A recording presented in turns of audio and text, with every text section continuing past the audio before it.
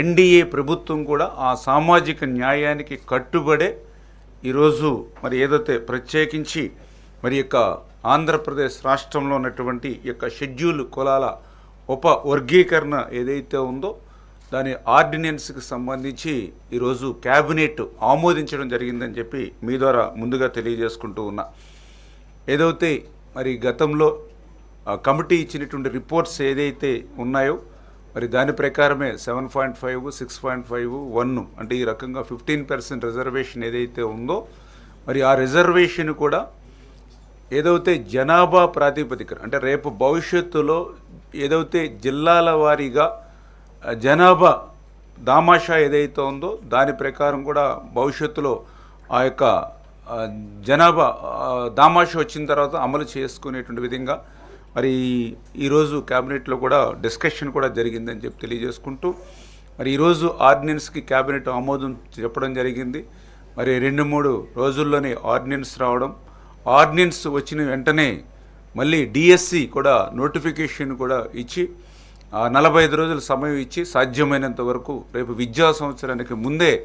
ఆ డిఎస్సి ద్వారా కూడా ఈ వర్గీకరణ ఫలాలు అందించాలనేటువంటి ఆలోచనతో కూడా ఈ ప్రభుత్వం ఉందనే విషయాన్ని కూడా ఈ సందర్భంగా తెలియజేసుకుంటూ ఉన్నాం. అదేవిధంగా ఏదైతే మరి ఎన్నికల్లో ఆ రోజు తెలుగుదేశం, జనసేన, బీజేపీ ఏదైతే ఎన్డీఏ కూటమి ఆ రోజు వేట నిషేధ సమయంలో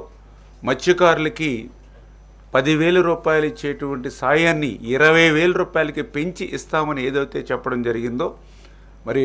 ఆ యొక్క 20,000 రూపాయలు కూడా మరి ఈ యొక్క ఏప్రిల్ నెలలోనే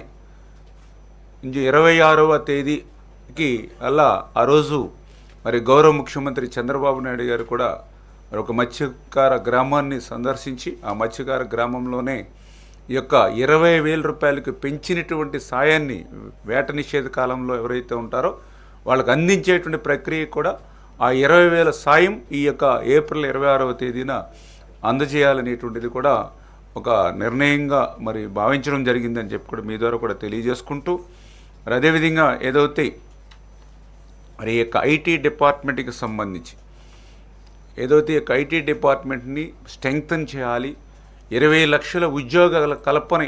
ఏదైతే మనం ఎన్నికల్లో చెప్పామో దాన్ని నెరవేర్చేటువంటి విధంగా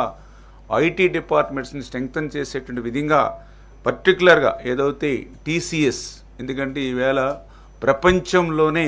ఒక అగ్రగామి సాఫ్ట్వేర్ ఏదైతే టీసీఎస్ ఏదైతే ఉందో మన రాష్ట్రంలో మరి పెద్ద ఎత్తున ఆ టీసీఎస్ విస్తరించేటువంటి విధంగా మరి వాళ్ళకు కూడా ఒక ల్యాండ్ ఏదైతే ఉందో మరి ఆ ల్యాండ్ కూడా వాళ్ళకి అంటే ఒక మెసేజ్ని పాస్ చేయాలనేటువంటి ఉద్దేశంతో అవసరమైతే మరి ఒక 99 పైసలకి మనం ఇచ్చేటువంటి విధంగా కూడా మనము ఒక నిర్ణయం తీసుకోవాలనేటువంటి విధానమే కాకుండా మిగిలినటువంటి డిపార్ట్మెంట్స్ కూడా అంటే ఏదైతే మెగా సెంటర్ కానీ డేటా సెంటర్ కానీ ఏవైతే ఉన్నాయో వాటిని కూడా రీజనబుల్గా మనము వాళ్ళకి ఈ ల్యాండ్ను కానీ అదేవిధంగా దాంతోపాటు ఇతర సౌకర్యాలన్నీ కూడా కల్పించి తద్వారా పెద్ద ఎత్తున సాఫ్ట్వేర్స్ అంటే ఆ రోజు చంద్రబాబు నాయుడు గారు ఏ రకంగా అయితే హైదరాబాదులో అంటే ఆ రోజు మీ అందరికీ తెలుసు సాఫ్ట్వేర్ అంటే ఒక చెన్నై, సాఫ్ట్వేర్ అంటే ఒక పూణే, సాఫ్ట్వేర్ అంటే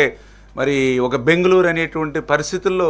ఆ రోజు సాఫ్ట్వేర్ అంటే చెన్నై, పూణే, బెంగళూరు కాదు, సాఫ్ట్వేర్ అంటే ఒక హైదరాబాద్ అని, సైబరాబాద్ అని ఏ రకంగా అయితే ఆ రోజు చంద్రబాబు నాయుడు గారు సృష్టించారో అదేవిధంగా మళ్ళీ ఈరోజు ఈ ఆంధ్రప్రదేశ్ రాష్ట్రంలో కూడా మళ్ళీ అటువంటి సాఫ్ట్వేర్ రంగాన్ని మళ్ళీ అభివృద్ధి చేయాలనేటువంటి ఆలోచనతో కూడా ఈరోజు నారా లోకేష్ బాబు గారు కూడా ఐటీ డిపార్ట్మెంట్ స్ట్రెంగ్త్ కోసం